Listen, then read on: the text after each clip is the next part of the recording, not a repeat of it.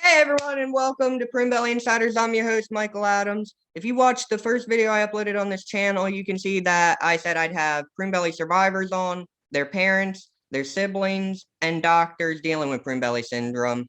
Last week I had my sister on. The week before that I had a doctor on. And before that, since I started a channel up to where I had the doctor on, I've been interviewing Prune Belly survivors on what it's like to live with Prune Belly. But now it's time to get a very unique perspective on things and get a parent's point of view. Everyone, please welcome my mother, Julie Adams. Hi, Mikey. Hey, Mom, how you doing? Good. So, tell the audience a little bit about yourself. Well, I'm a mother of a prune belly survivor. I have twins and a grown child he's a man now, with a wife out of the house. I'm a homemaker. Okay. Now, why don't we start from the beginning? Okay.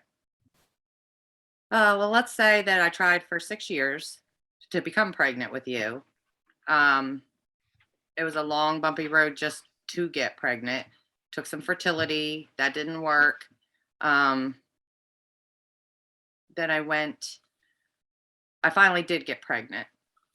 And it was about 19 weeks when I went to have my ultrasound to check on you. And everything was quiet. It was a different visit than normal. The girl was doing the ultrasound and then she stopped and she wiped my stomach and said, I have to go get the doctor. So she went and got the doctor. He came in the room and, took a very long time. And, that makes the mother very nervous. They weren't saying anything. They were just looking at the screen.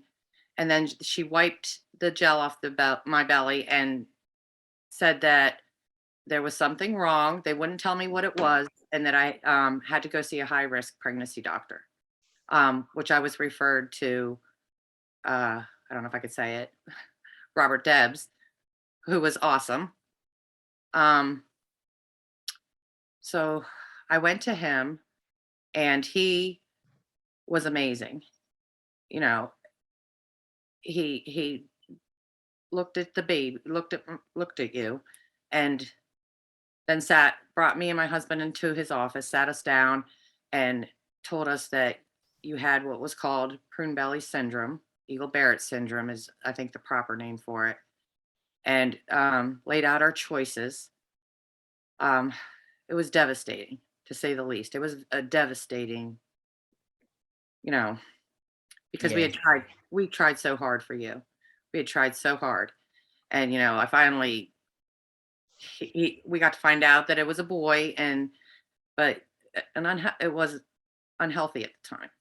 So he was telling us we had some choices to make, some hard choices, because it was, I was 19 weeks pregnant. So, and I had to make these choices very quick, because if I didn't make them quick, the choice was to abort or continue the pregnancy.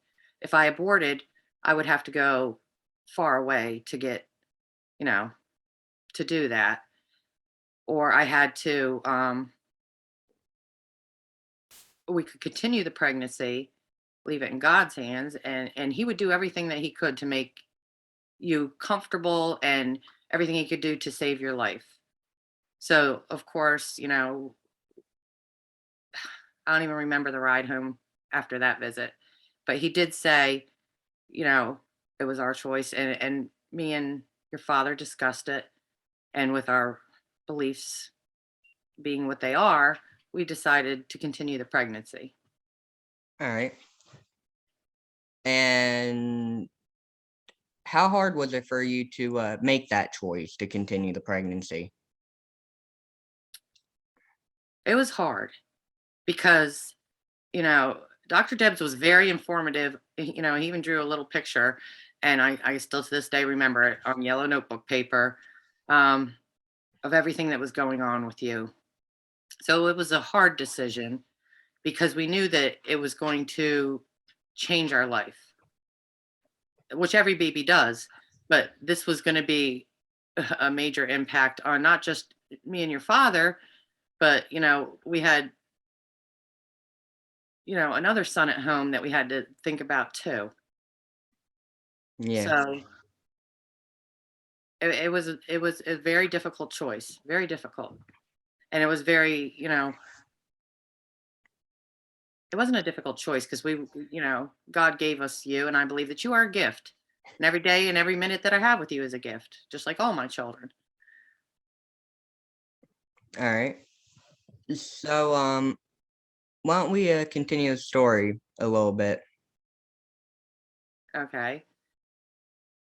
So when we did make the decision to continue the pregnancy, Dr. Debs was amazing. He would bring me in all hours, even in the middle of the night, to check the fluid around you, make sure that everything was okay.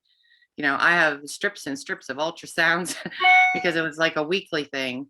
Um, he kept a very close eye on you, and he had to do, when the fluid was low, he had to do a procedure where he would look like a big amniotic needle that he would stick through my stomach into the womb into you and place a shunt so that you could drain the fluid around you.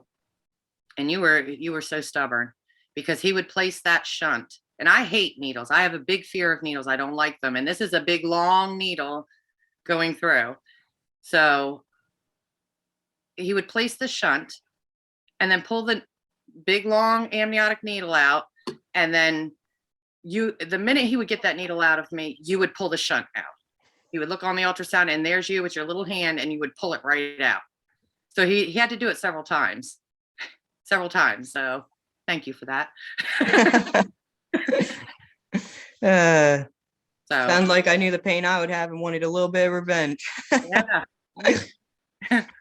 So, okay. So, why don't we continue a little bit? What happened after that?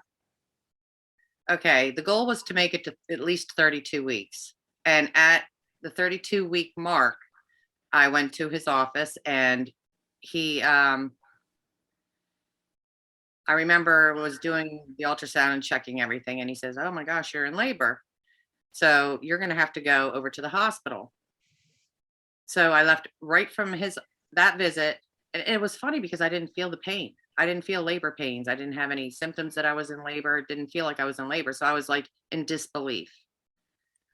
Um, so I left his office and I remember headed there to the hospital. Was scary.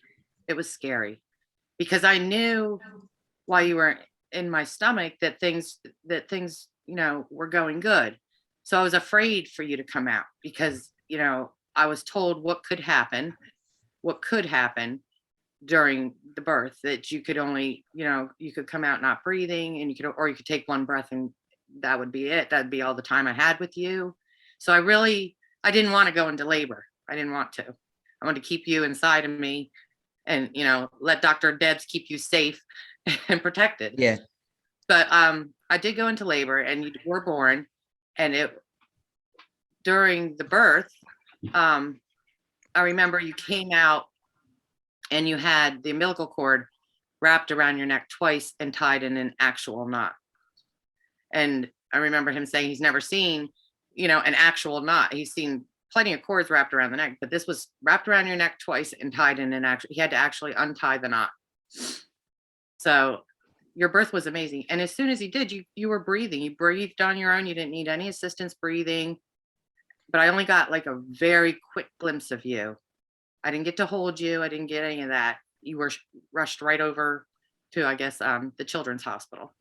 And what is some advice you would give a woman pregnant with a prune belly child? I don't know. I'm not going to give her advice.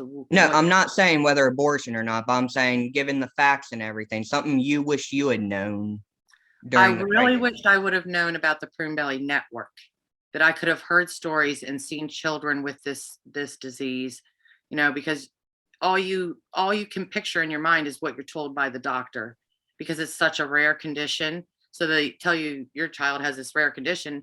At the time, I mean, there was information, you could Google it, but you don't get the whole picture in your head. Prune Belly Network is good for that.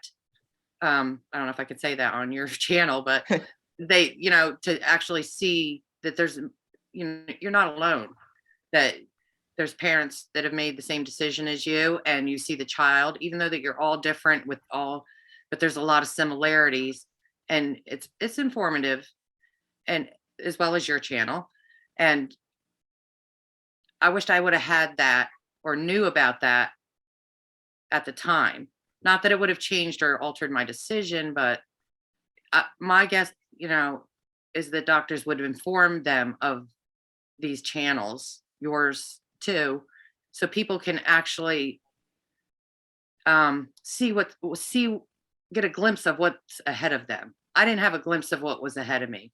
We made the decision that God gave us you, not knowing what was ahead of us, not knowing. I mean, we knew you needed a kidney transplant. We knew that certain things that were going to have to be done, but not the whole. We didn't have any other families to compare to or to relate to.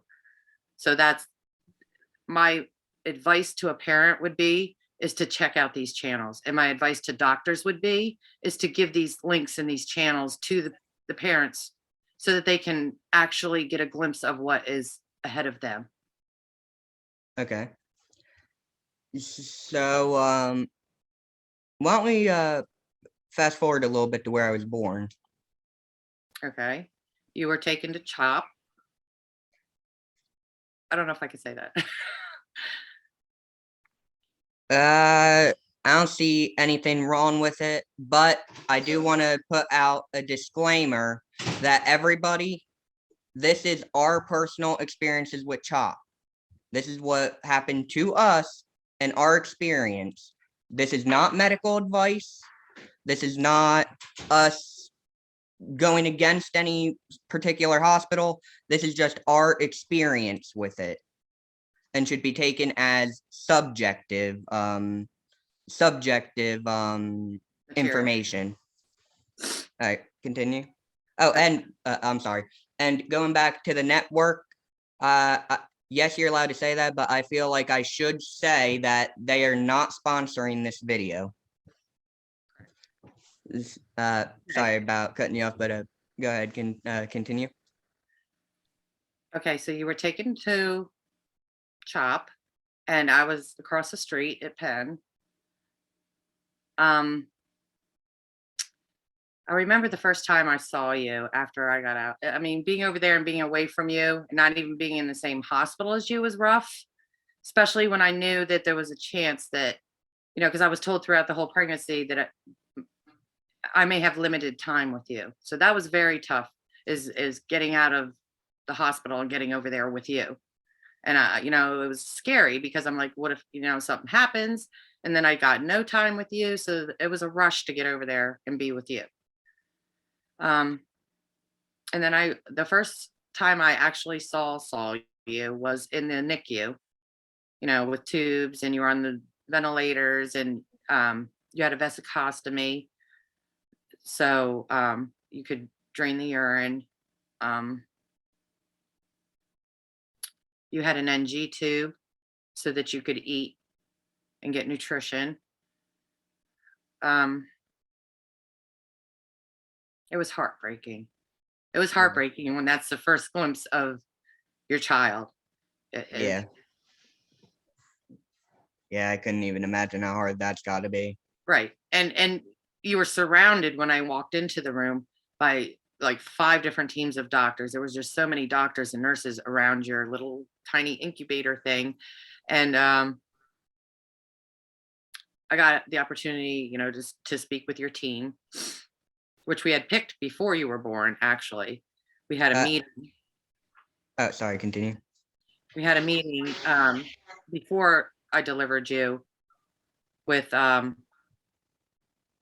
doctors from different hospitals all in one room. And, because I had to pick which hospital you would be going to and who would be in charge of your care. So that was an experience in itself too, because everything had to be done really quickly through my pregnancy with you, setting up your care, continuing with my care, monitoring you throughout the pregnancy. It was a rough, bumpy ride. And I remember being in that meeting from different surrounding hospitals. And, I was upset. I was crying during the meeting. And one doctor, I very clearly remember one doctor that was saying, "Why are you crying? Why are you upset? You act like this is the first time you've heard this." And actually told me that I was selfish for the decision I was making because I was only thinking about myself and not the life of you. And then I had a very good doctor from CHOP that said, we can do everything we can, and that there are some survivors, and that we can, if it comes to it, that we'll do everything, take every measure to make you comfortable. The attitude that CHOP presented was just very, very good at the time. So that's why you ended up at CHOP. All right. And you said, is there anything Chop said in that meeting that would have made you pick them, or a certain doctor with them that made you pick them, or? I think it was honestly, it was their bedside manner. They were just came across as very caring and sympathetic. Empathy is a big thing, especially with somebody going through what we went through. I just felt like they were the ones that cared the most. All right. So, what are some of the problems I had when I was born? Some of the issues I had when I was born.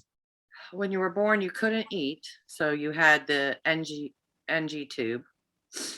They had to give you the vesicostomy so that you could drain your urine, which was an issue because you were always soaking wet, because where they placed the vesicostomy was like right above where the diaper goes. It wasn't inside the diaper, it was like right above.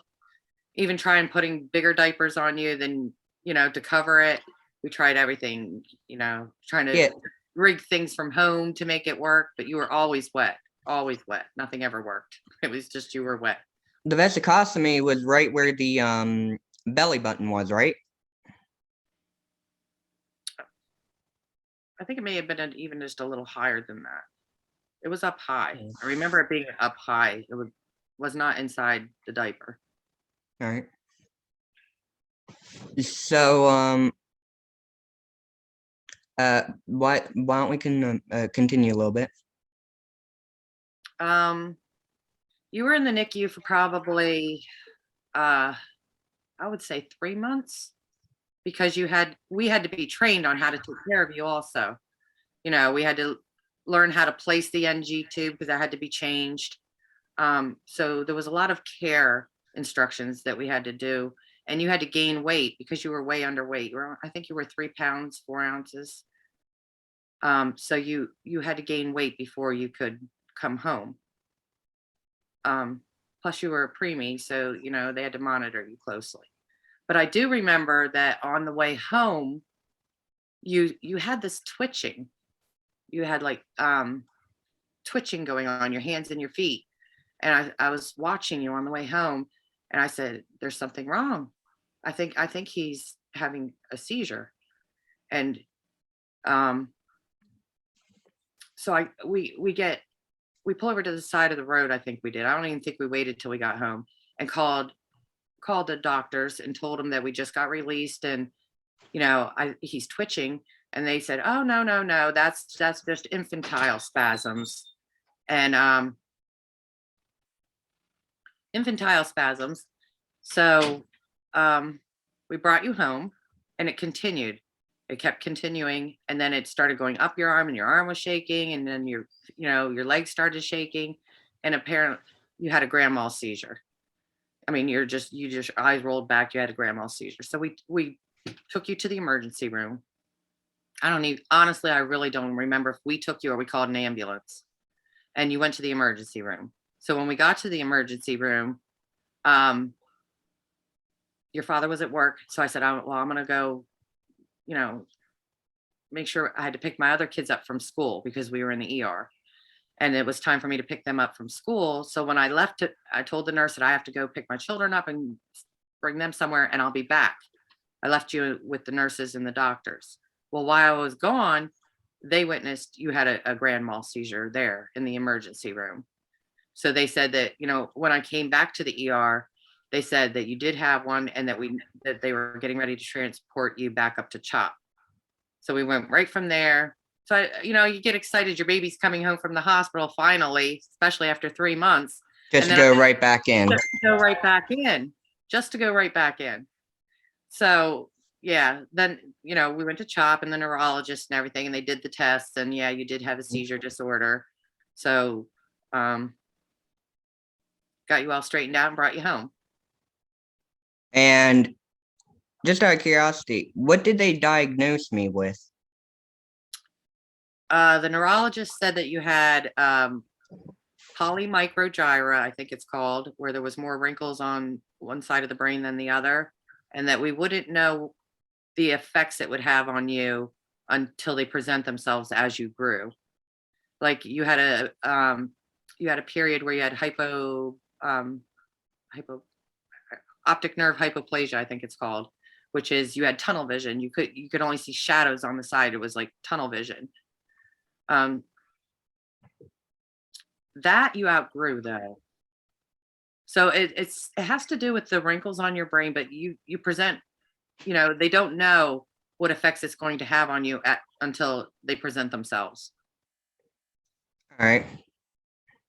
So that was scary because we had all the problems that you were born with, and then all these problems on top. So there was so many signs that we had to watch for with you. And I know growing up, we had to get, you had physical and occupational therapists come into the home because you couldn't walk or crawl or sit up because you had the lack of stomach muscles. So, you had to be trained a special way how to roll and sit up and, Yeah. So, was I late for everything, walking, talking, and all of that? Yes, you were. You were very late. I didn't think you would ever walk. I didn't think you would ever crawl. You didn't even attempt to crawl. You would never even attempt to crawl. I'd lay you on the blanket. You just laid there. Till one day I was babysitting a little baby because she had to go somewhere. And I said, yeah, well, I'm home all the time. Anyhow, you can bring her over so that you could get some interaction with another little baby. And you watched her because she was crawling. You watched her crawling all over the floor, and you just laid there. You didn't even attempt it, but you were watching her. And when she left that very day, you started crawling. I mean, got up and started crawling. It was amazing. I was like, see, all it took is something you would never think. But yeah, that was the day you started to crawl, is when you saw her crawl. All right.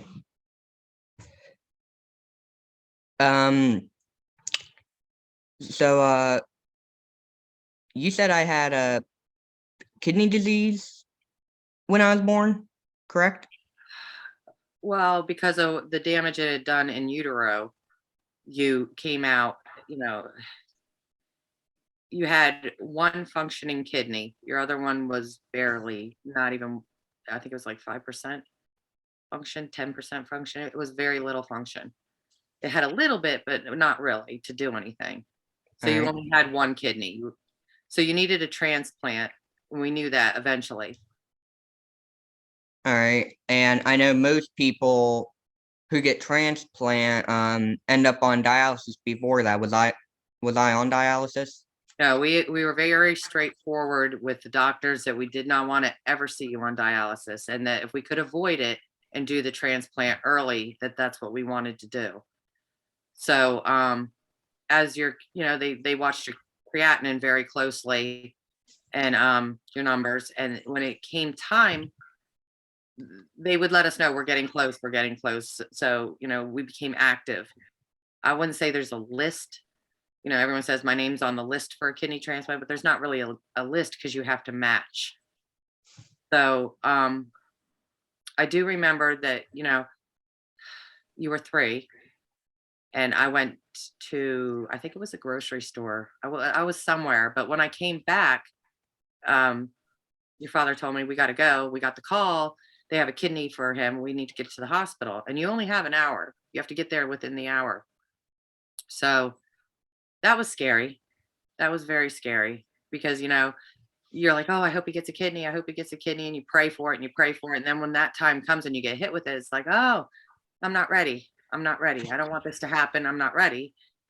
But we did take you, and you did very well. It was a very good match. And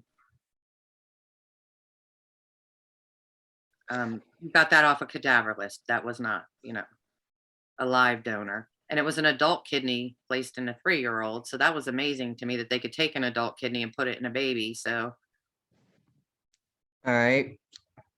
So past that, what would you say would be the next major event?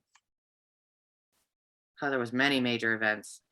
I mean, many major events, many surgeries. They wanted to give you stomach muscles. So they would take your back muscles and pull them forward, abdominoplasty. They did that several times, but every time that they would do try to give you some stomach muscles using your back muscles, it never worked. It would rip and tear. And they could only give you like a paper thin amount. And so the thing I would like to say about that is I feel like they don't tell you enough, because when they said, oh, we're going to take, we're going to give him an abdominoplasty so that he has more support in his stomach. And I said, well, they explained that we're going to take your back muscles, pull them forward. But what you don't think is you're only thinking what the doctor's telling you, like, we're going to give him support in the front that he needs desperately. And so you're not thinking about, well, what's going to happen to the back if you're pulling those muscles forward. And you had multiple abdominoplasties that none of them ever really took. They'd always tear. Or but the whole time that they were doing that and pulling from the back, it was weakening your back. So now your back has that big dip in it, and it's, you have back problems because you don't think of that. All you're thinking is we need support in the front and protection in the front. Yeah. So, why don't we continue the story a little bit? Okay. So you had a rough road. You would do good, and then we'd say, look at my little survivor, look at him go, little warrior. We're out of the woods. He's doing great. It's been a while since something's happened. Maybe we're over the rough patch. But you know what? With you, Mikey, because according to CHOP, you were the 3rd worst case they've seen with Prune Belly. They said you were well, I don't know if it's the worst, it's the most complicated. You were the most complicated because you just didn't have Prune Belly. You had the polymicrogyra with the seizures on top, and that's what makes each of you unique, because you all come with your own set of problems. Although some of them are similar, you all have your own set that makes you who you are. Yeah. It's all heartbreaking, but it's amazing to watch. It's amazing to be part of, because you go through these struggles and triumphs and, mountains that you climb and come out victorious. And the parents were just like your cheering section. Yay, he did it. I didn't, that was a rough one, but he did it. He survived. He's so tough. And, and you think, oh, it just can't get worse. And then something bigger comes. There's a bigger mountain to climb. And then you think, oh, well, that was Mount Everest. We're through it. We're over the rough part now. And then another one even bigger comes. So it's a very challenging life that you Prune Belly children lead. It's challenging. It's challenging. So the next major surgery, the major surgery that you had was 2016. That was the turning point where, I think we're still stuck on that mountain. I don't think we've made it to the other side of that mountain yet. Because, it didn't go, it was an 18-hour surgery. They were doing 5 different things to you. They were removing your native kidneys, building a catheterized channel through the stomach because your other one had broken down. They were removing 6 inches of scar tissue from all the previous surgeries. And then they were, trying to, close you up. So there was 3 different teams of doctors, 3 separate teams and 3 separate surgeries that had to be done with plastic surgery, closing you up because you were hard to close. You had another team of doctors removing the native kidneys, and building that taking your ureter and building the catheterized channel. So when you came out of that, I feel like you didn't come out the same person you went in as. It wasn't the outcome we had expected. It Yeah. wasn't, the outcome we had expected. You struggled from that day. You came out of the surgery, you were in a lot of pain, and the pain never went away. Now, I have a question for you. Now, was this the same doctor who's been taking care of me since birth? Or is this a different? No, this doctor, you had the same doctor since birth, and then that doctor was leaving that hospital. So we got a new doctor that did, because this was a planned surgery before that first doctor left, but he was leaving, so he couldn't do it. So the next doctor that came didn't feel comfortable, so we had to wait 1.5 years for him to get to be familiar with you, and for you to build the trust in him, and for us to build the trust in him, and the surgery. Okay, and what was your first impression of this doctor? My first impression? Yes. That's very difficult when you have a doctor that has been there the whole ride with you throughout your child's whole life, and because you have that trust, you trust them 100% with the care they give him, and that they've proven themselves to you with the multiple surgeries that you've went through. So when that doctor is ripped away from you, and here's this total stranger doctor in front of you, it's hard, very hard, knowing at the time that doctor comes to you that you need things done, surgeries. And, now those surgeries are put on a back burner because you have to build that trust. And, you have to feel comfortable, and they have to feel comfortable and get familiar with you. So that's stressful because you're knowing your child needs that surgery, but it has to be postponed for that long. So it was hard. It was very, very hard, very hard. Plus the two doctors were totally different in every aspect as far as personality, everything. They were just night and day. So anyway. So you did build the trust though? As much as I could in that short period of time, because I trusted the hospital. I had faith in that hospital. I don't know if it was so much the doctor, but it was the hospital that I had the faith in. All right.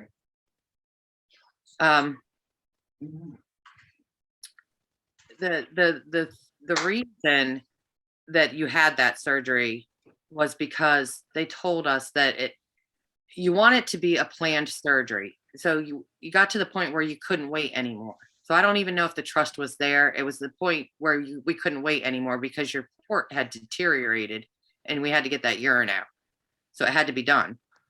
So he said, if you want to wait, you can wait. But if it becomes an emergency thing, then you're getting whoever you get. If he has to come in as an emergency, you're going to get whoever you get that may not be as familiar with him as, I am. Yeah. So that scared me. And I said, okay, let's plan it. Let's schedule it. Let's do it. Now, let me give you a hypothetical here. Hypothetically. Careful. Sorry. Hypothetically, let's say you didn't trust this doctor from the start, and it took 1.5 years to build the faith. Now, my question is, has transferring hospitals or maybe doctors or even staying within the same hospital or getting a different, you know what I mean? Has that ever crossed your mind through the process or? Okay. Honestly, Mikey, and you can see it, and everybody calls me out on it. My focus is 100% on you, not the doctor. You. And at the time, I'm just thinking I have to do what's best for you.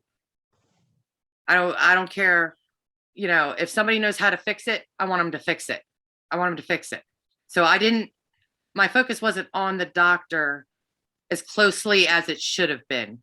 That was my mistake. It shouldn't, my eyes weren't on the doctor as closely as they should have been because my focus was on you. You were in desperate need to have this done because your port had deteriorated, and you know, it's the needs of my child is where my focus is. Okay. I did make the mistake of not, getting second and third opinions, but my focus was doing what was best for you. And that's what it's always been, what it always will be. That's my focus. Okay. All right. Good. Good. I just wanted to, you know what I mean? I just wanted to see your your mindset at the time and stuff like Okay. that. Cause this was a major surgery. Right. This is a very touchy subject in our family. It is. And I'll make you cry. Okay. It's touchy only because when you make a mistake and take the focus off of who is doing the procedure and are they competent and all that stuff, and you hope that they are, but mistakes happen and we're all human.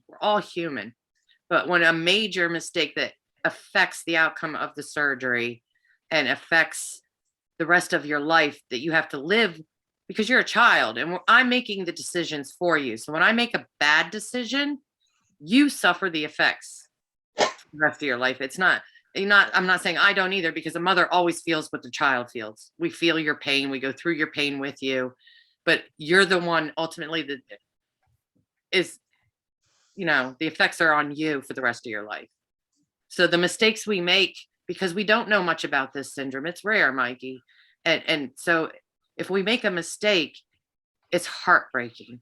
It's heartbreaking because at that point you have to see that mistake. It's in your face for every single day when you're watching your child suffer from a mistake that you made. So it's very, very, very, very difficult. Yeah. And that's the saddest part about Prune Belly, honestly, is because the saddest part as a parent with a prune is that your child, if your child's in pain, or if your child hasn't eaten much for the day, these are the thoughts of a mother. Oh, he's only had this much to eat, or he's not eating well today, or he's in a lot of pain. And you can't make that pain go away, or you can't make them better or well enough to eat what they're supposed to eat and get the nutrition in that they need to get in. Those are the thoughts that just worry a mother. They just worry a mother. So you carry a lot of worry daily, a lot of stress and worry that your child is getting everything they need to remain healthy, and it's very difficult and it's very stressful. And that's why you need to reach out to people. Even though that your condition is rare, there are wonderful people now that so parents need to be aware of these networks. Okay. But also for the child, I would like to say my biggest mistake was I wished I would have put you in therapy from a very young age, young age, and have a regular therapist that you could talk and vent to, because kids don't tell their parents everything. Can't talk about everything with your parents. And not only that, a lot of things through medical doctors like to say it's all in your head, that kind of thing. You need a therapist that you can vent to, not, oh, well, he's going to therapy because this is going on. They need a regular therapist. So I think that's another mistake I should have made is getting you a therapist at a young age. Okay. Now, why don't we continue the story a little bit? Okay. So after the surgery, you were in a lot of pain. You woke up in a lot of pain from that surgery, and the pain never went away. And the doctor kept saying, well, he's a prune and it's going to take him long. He's immunosuppressed. It's going to take him longer to heal. The pain will get better a little bit each day or each week or each month. But the pain is the same amount of pain from the day you woke up from that surgery. It has never gone away. It has never gone away. And I kept telling him there's something wrong. He's not getting better. He's not, and you stopped eating. You weren't able to eat after that surgery because it was so painful for you to eat, on top of the pain that wasn't going away. So they brought you back in to CHOP. And I don't know how long you were in there. I think 3 to 6 weeks. And they had every team of doctors in CHOP looking at you. They went from head to toe on you, cardio and neurology and nephrology and urology to figure out. I actually remember that admittance too, and I think I was there. Correct me if I'm wrong. All summer, wasn't it? It was June, July, and It could have August. been. It's all a blur.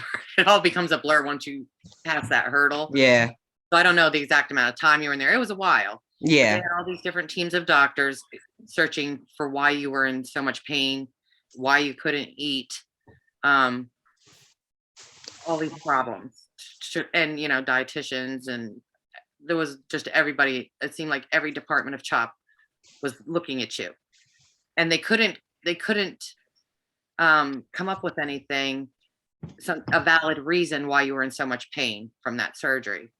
So they said that it could be amps, that you've been through so many surgeries that it has traumatized your nervous system. And now your nervous system just shoots pain signals randomly all over your body. You'll feel pain here, in your stomach one day, and then you'll feel it down your back the next and down your legs. It just, the way they described it was that your nervous system was traumatized and that it just shoots pain signals all over. okay. And they wanted to put you into an AMPS program because that's the only kind of treatment for this would be an AMPS program, which is like a boot camp where I would have to sign basically our rights for them to do whatever they had to do to you while you were in there. You couldn't, we couldn't come visit you only on certain day, certain hour. So that scared me. Because, It sounds almost like a prison. well, I guess the goal is to amplify the pain so that your daily pain that you live with it feels less, and it makes it more tolerable. And that to me just seemed like torture. It just seemed like that's a torturous Yeah, way to handle pain. So that didn't happen. yeah, The AMPS program. And plus now you're getting to the age where they transition you to another hospital because you're reaching adulthood. So I think at that point when they didn't have answers, and I just felt like at that point we were pushed out of there. They kind of pushed you into an adult hospital quickly. That's how I felt. I don't know if that's just a normal procedure, but I felt that because they said, oh, we keep him, till he's 26, 28. And then at that point, they just kind of were setting up your care to be transferred over to an adult hospital. yeah. I got the same impression, and But in my eyes, I was thinking, well, if you don't have the answers, that's great. Let's go. yeah, Let's go to another fresh set of eyes to look at them. another. And I hate saying this about any hospital, especially since we said the name now. But the way I felt once they said, you have this amplified musculoskeletal pain syndrome. So now any pain that ever arises in your entire life again, we're not going to search it because it's this pain syndrome. Yeah. I mean, I see it on you because Yeah. another thing is you have developed PTSD with doctors. Horrible PTSD. Only when you're admitted, because when you're admitted into the hospital, you don't last long. Because I don't know if it's anxiety or panic or because of, some bad outcomes you've had, but you don't last long. So it's like you're only good a day or two in the hospital. After the second day, I think your anxiety and panic and everything starts to kick in. So you have, severe PTSD when it comes to admittance into a hospital. You've developed that. Yeah. Mm-hmm. So, how is, in your point of view, in your opinion, how has having a child with prune belly affected your other children's lives? I think it has affected my other children's lives dramatically. And this is extremely heartbreaking. So I don't like to think too much on it. But, you're a blessing to all of us, Mikey. You are. And so I'm sure every mother of a prune feels that way. But the amount of care and the amount of worry and the amount of focus that a parent needs to place with raising a prune belly child, your main focus is always on that child. So you become conditioned that way, looking for signs and symptoms, and you're just like conditioned to be constantly looking for those signs and symptoms. So the focus, I think the siblings are affected greatly. And I think that, it's hard for a mother to distribute the time and the care and the attention equally. And not only that, not even just the attention thing, it's we'll make plans and then you'll get sick. So those plans are postponed or canceled. And then, excuse me, it affects the thoughts of the other siblings. And I think that there is resentment that builds up because, again, we can't go again. Oh, sure, we're going to go someday. And there's nothing you can do about it. There's no fix to that, because if you're sick, or if they want to go to the beach all day long, like normal families will go to, I don't want to say normal families, but people who don't have chronically ill children go to the beach all day. We can't do that. And if we do, it's not like we can stay on the beach in the sand all day in the sun, because you're immunosuppressed and you dehydrate quickly. So if we go to the beach, it's like just for an hour or two, and then we have to come home. So their childhood is greatly affected. And also with friends spending the night, because if you're, immunosuppressed, I need to know that they're not going to bring something into the home that's going to make you in the hospital, and keeping you separate when they're sick. It's hard. It's very, very difficult. They get something like a common cold, they can't be around you. And then I'm Lysoling everything because I'm worried that you're going to catch it. And then they think, all she's worried about is him catching it, not that I'm sick. The perception of a child looking at their mother, she's worried about him getting sick, not that I am sick. It's hard. That's a hard role to play. Yeah.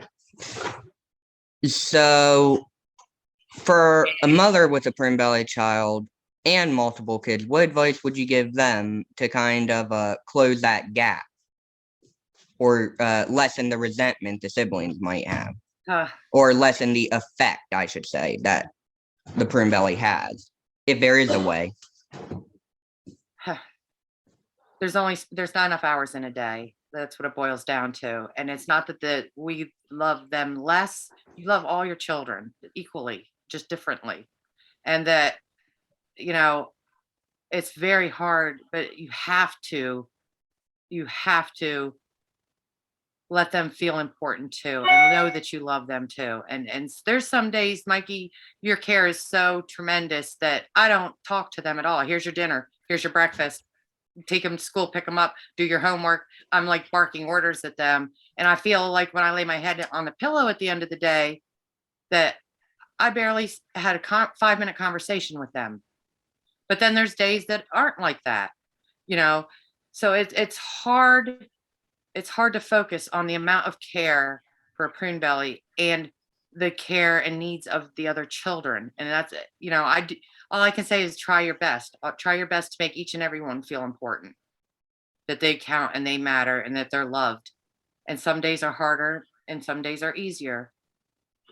And just don't lose sight of their siblings in the process. Yeah. Now, we talked a lot about some of the negative and the medical aspect of prune belly.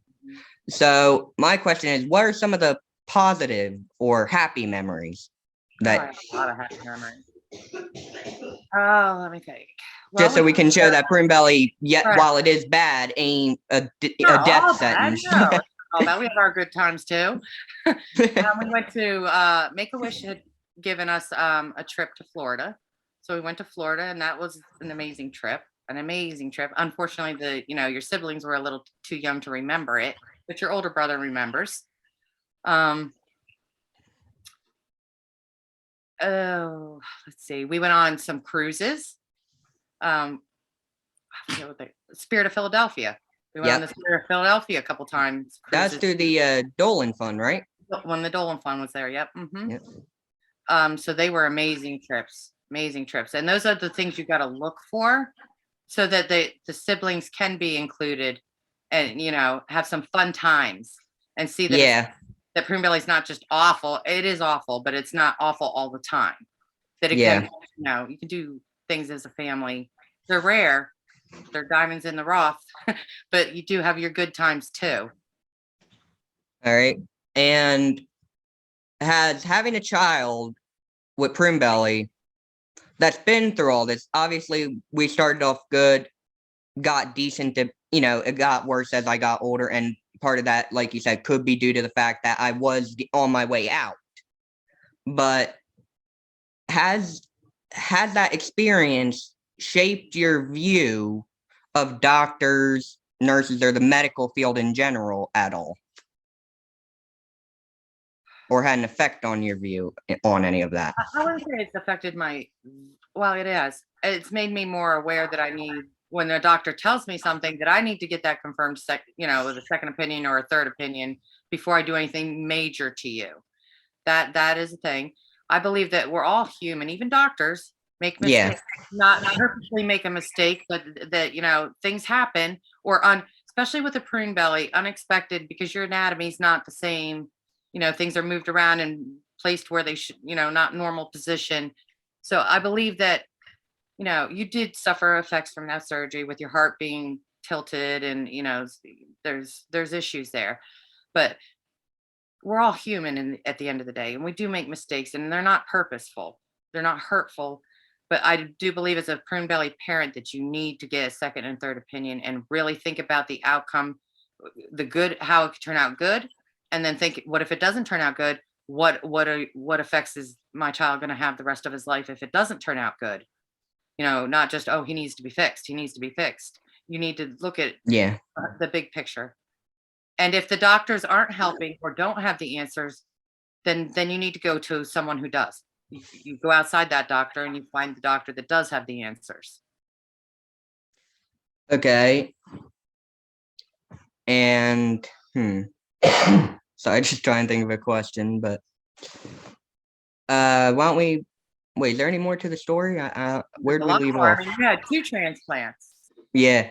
The Where story- did we leave off with the surgery? Because I know you mentioned the 18-hour surgery. I can't remember where we are in the story. Well, the fact that they brought you back in and they couldn't find, we told the story that they diagnosed you with amps. Yeah. And Yeah. to this day, we still don't have that resolved, what's going on with you. Yep.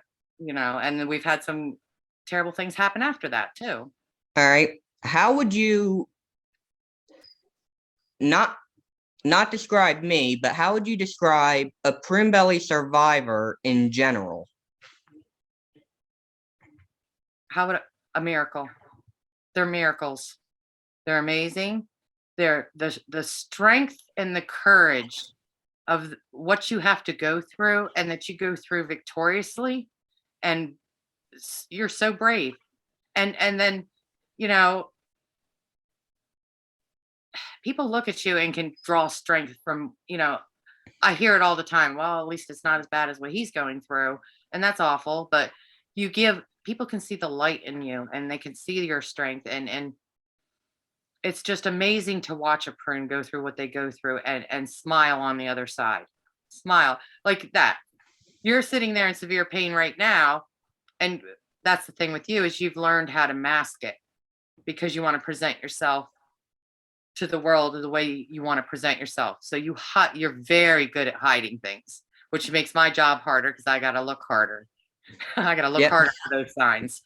But that's just another amazing quality these prune bellies can do. They're just, I'm blessed that in a way that I get to see that kind of strength and courage through you.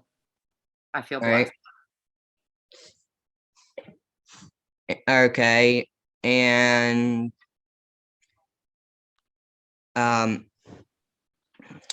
who are some of your mentors, or some of the people who helped through the years? Family, like my mom was one. Pastor with the church. I had many church members that were my support system. Mrs. Sheets was a big one. Mrs. Glenning was another. or Ingalls, Mrs. Ingalls too. There was many, many, many mentors that I had. Is that what you're asking me? Yeah. Support system? Yeah. Okay. Yeah. The only problem is I didn't have a backup support system. So, when I lost a lot of these people, you find yourself alone. Yeah. You need a strong support system. Yeah. All right. Would you be willing to come back on if the audience had any questions? Sure. All right. All right, everyone. I hope you enjoyed the video. This was my mother, Julie Adams, again. If you like the video, don't forget to like and subscribe. If you hit the notification bell after you subscribe, it'll notify you every time I upload a video when I upload it. That way you never miss a video. Again, subscribing is completely free. If you don't like it, you can always unsubscribe later. But I think that's it for now. I'll see you all next week. And have a good week. Thank you. For a long time, I seemed unique from a very early age. Asking why, feeling weak, living within a cage, wondering if I am the only one. What was I supposed to make of my limitations? How much more should I take of this situation? Can it be I am the only one? The only one. The only one. All throughout, I found out what love's about. Leaving no doubt, I'll survive. Channel the drive, not deprived. Feel alive.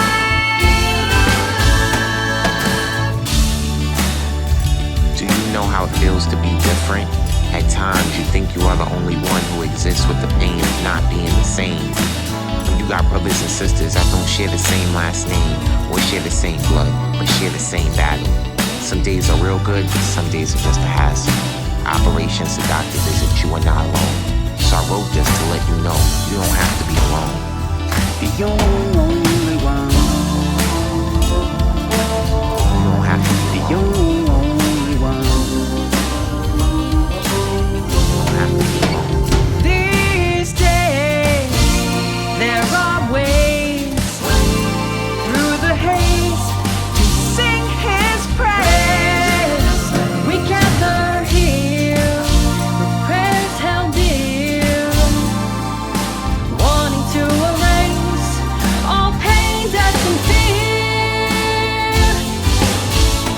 Lord, please help them see. No one seems to have heard just how this came to be. We need to spread the word. Show the world I'm not the only one. No, no. Thank you, Lord. Thank you, Lord, for this community. Thank you, Lord. Thank you, Lord, for the thread we share. Thank you, Lord. Thank you, Lord, for this unity. Thank you, Lord, for the power of care. Thank you, The Lord. Prune Belly Syndrome Network is a volunteer organization devoted to patient support and education of the medical community about this rare condition. 1 in 40,000 live births result in Prune Belly Syndrome, and all of them have all or some of their abdominal muscles missing. 50% will not survive their second birthday.